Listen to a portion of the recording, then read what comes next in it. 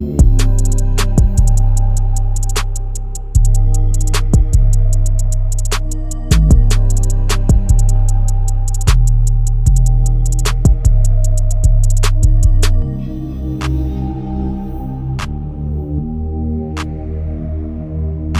back to the Team to Beat Miami Heat podcast, your one-stop shop for daily Miami Heat content. My name is Amir. For today's episode, I want to talk about the Miami Heat's rookie, Kel'el Ware.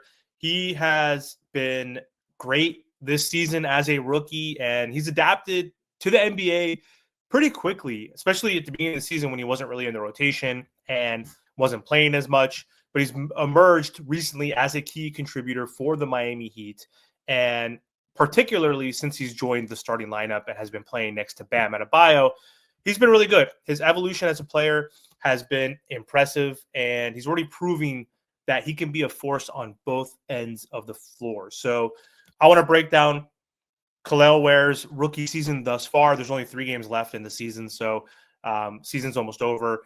And we need to talk about his improvements, like his improvements on the defensive end, his improvements on the rebounding side, and how he has essentially blossomed into a reliable starter for the Miami Heat. And having another big, a 7-footer next to Bam, which allows Bam to play his natural position, is going to be huge for this Miami Heat team moving forward. And yeah, I think Kel'el Ware at the 15th pick for the Miami Heat has been a steal so far. So the first thing when you think about Kel'el Ware, and one of the things you notice, is his scoring ability as a rookie. So standing at 7 feet tall, he has the height and the length to dominate the paint. And, you know, the issue with him, obviously, is his weight and his size and his strength. But you saw what happened with Niko Jovic. He's been on this Miami Heat team for 3 years. He came in at 18 years old, and he's now 21. He's put on like 15 pounds, 20 pounds of muscle. So I assume Kel'el Ware is going to be a part of that program with the strength and conditioning team. And he's going to be stronger and hopefully gain some size and some strength. And we don't need him to bulk up and add like 50 pounds. That's not who he is. That's not what his frame is going to look like. But we need him to get a little bit stronger so he can just focus on dominating undersized players when they get that switch on him. So right now, he is, again, a guy who has a unique skill set for a player of his size. He's able to stretch the floor. Back in January, I think it was when he was the rookie of the month, he was shooting like the lights out from 3, like 44%, and he's come back to earth. But he has that capability again, and he's only going to, you know, improve and develop that shot. You could tell he has a good release. So hitting jump shots from the mid range is something that he's able to do occasionally. So this offensive versatility gives the Heat that added layer of flexibility in their attack. He could play amazing in the dunker spot. Obviously, he's a huge lob threat, so he has a ton of dunks this season in his 60-something games that he's played so far. So he's great. So he is someone that, you know, when you call upon his number, can contribute. So speaking of his scoring, though, his scoring impact was on full display yesterday against the 76ers. Bam Adebayo was out, and Kel'el Ware stepped up in a big way, putting up 19 points and grabbing 17 rebounds. So huge for him. And that's exactly the production the Miami Heat need and were hoping for when they drafted him. And it's a good sign that when Bam does get injured or needs rest, he is someone that can step up, and he took way more shots, 16 shots yesterday. So the efficiency wasn't great, but still, he is someone that is capable. And this was not just like a flash in the pan type of performance. I think it's a glimpse of what he can do consistently as he grows and matures and gets more experience. And as the game slows down, as he gets more strength, as he works on his shooting touch, he's going to be huge for this Miami Heat's offense. Especially when there's games where other players are struggling or if Bam Adebayo is struggling. So that's huge for Kel'el Ware and his confidence. So with Kel'el Ware, it's not just his scoring nights because he doesn't score a crazy amount, but he does seem to have a pretty good basketball IQ for a rookie. Like, he doesn't force it. Like, he knows how to pick his spots. He isn't afraid to take on that responsibility when he needs to score, but you could see that he's getting better with that dribble handoff. He's getting better with that pick and roll. He's screening for Tyler Hero and Duncan Robinson. And again, he's not forcing a lot of offense, which is a great thing. So I think that's great for a rookie. So when it comes to the areas where I think Kel'el Ware has truly made a mark is his rebounding.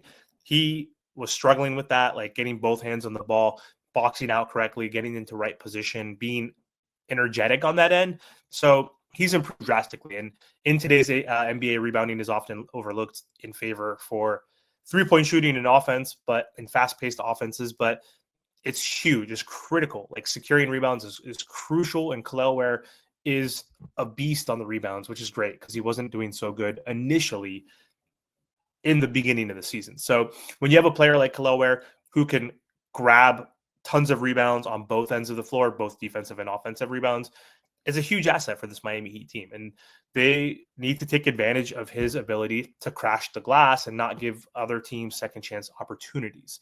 So Kel'el has been great. He's had 17 rebound games, 15, 19, 17, 18, 16, if you look throughout the season. And so his ability to secure those rebounds and offensive rebounds that creates second chance opportunities.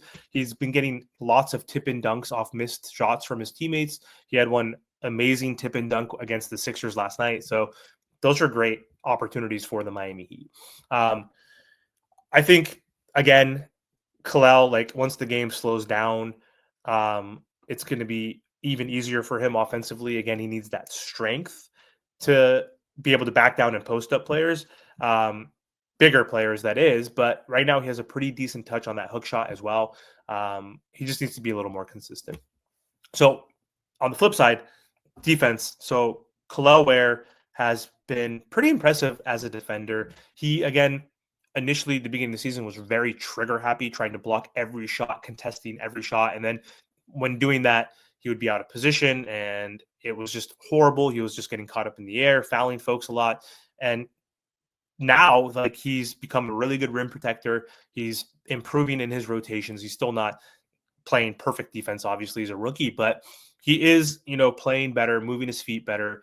And it's a good thing because obviously Coach Spoelstra emphasizes defense, and he doesn't play rookies or people if they suck at defense, basically. So for a rookie, he's already made a strong case for him as one of the better defenders on the team. And of course, his 7-foot frame and wingspan allows him to protect the rim, which the Miami Heat are like almost last in blocks per game, even with him. So that's huge that we have him, because Bam Adebayo is decent at rim protection, but he's not the best because he's undersized. So again, rim protection is huge. His ability to move laterally is pretty quick. His ability to read plays as they develop has improved. So he's not just standing there and missing rotations and allowing his guy to get offensive rebounds, which is huge. So I think the synergy that he has with this team, with Bam Adebayo, has been great so far. And it's been a good rookie season so far. So I think he's going to quickly embrace this role as the starting center next to Bam Adebayo, and with a full offseason to train, to develop and get in the lab, to learn how to shoot better, to dribble better a little bit. Like, I'm excited to see what can happen like next year. So he is proving that he is just a really good rookie for this Miami Heat team, is a standout player. He's become a reliable starter. He's contributing on both ends. And I'm excited for his development and to see him hopefully become a star. So anyway, thanks for watching. That's all I have for this episode. And don't forget to subscribe.